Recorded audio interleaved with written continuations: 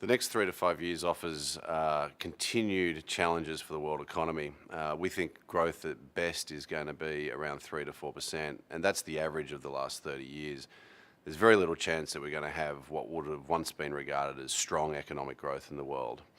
But that's a good outcome. We're continuing to be optimistic that we're putting the GFC behind us. The world's able to continue to move forward. There's a lot of challenges from both geopolitical as well as structural changes, the rise of EM, the changes that brings with it. So the world economy, I think, is going to be difficult for a while yet.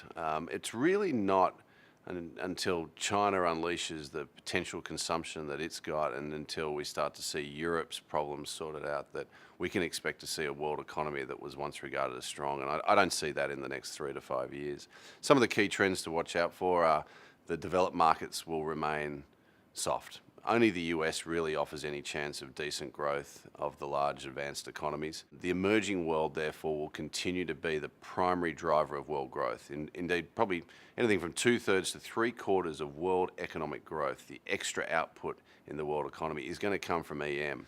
The other trend I think that's going to be important to watch, particularly in 2015, is what happens to the emerging economies when US interest rates go up. We saw in 2013 the taper tantrum, what happened when capital started to be withdrawn from many emerging economies. And there was a fright, but it proved to be transitory.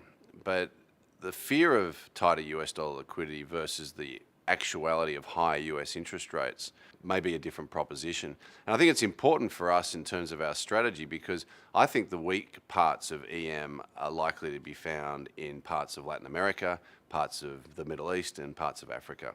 I think Asia has a fantastic fundamental platform to continue its journey, its growth, its development. So I think we're going to see over the next 3 to 5 years a greater distinction between regions within what has been known for a long time as EM. And Asia, I think, will outperform the rest. And I see for our region 3 key themes or drivers that we should think about when we're talking in terms of corridors. One is shifting production platforms. We're going to see in Asia increasing emphasis on production being set up in the cheaper economies of South and Southeast Asia. We're already in that process, but that will intensify. And it won't just be production shifting from North Asia to South Asia. It'll be continued production moving potentially from other parts of the world into South and Southeast Asia as those economies get the right regulatory and institutional structures in place. So shifting production platforms towards Southeast Asia is critical. The other one, I think, is for Australia and New Zealand. The emphasis of our primary industries, natural resources in Australia, agriculture for Australia and New Zealand, has been North Asia, the China story. And that will still be critical. It's certainly going to be the foundation stone for those industries for decades to come.